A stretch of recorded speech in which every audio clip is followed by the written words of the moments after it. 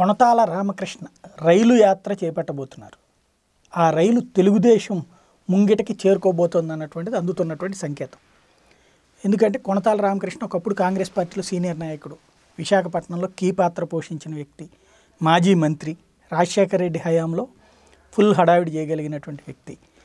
అక్కడి నుండి ఆ తర్వాత కాలంలో ఒకే నియోజకవర్గంలో ఇద్దరి మధ్యన జరిగినటువంటి వివాదాలు, వాటన్నిటి పర్యవసానం కొణతాల కొంతకాలం పాటు సైలెంట్ అయిపోవడం, ఆ సందర్భంలో కాంగ్రెస్ పార్టీలోనే ఉండి 2014 సందర్భంలో అక్కడ ఉన్నటువంటి ఈక్వేషన్స్లో మిగతా పార్టీలలో ఎమడలేనటువంటి పరిస్థితుల్లో ఆగిపోయారు. ఇప్పుడు ప్రస్తుతం అయితే తెలుగుదేశం పార్టీ గూటికి చేరబోతున్నారన్నటువంటిది. అందుకనే ఆయన యాత్రని కంప్లీట్ చేసుకునేటువంటి సందర్భంలో హోదా అన్నటువంటి అంశం మీద ప్రధానంగా ఎజెండాగా తీసుకుంటాం, ఉత్తరాంధ్ర అభివృద్ధి అన్నటువంటి ఎజెండాగా తీసుకుంటాం అన్నటువంటి కోణాన్ని ప్రొజెక్ట్ చేసుకుంటూ ముందుకెళ్తున్నారు.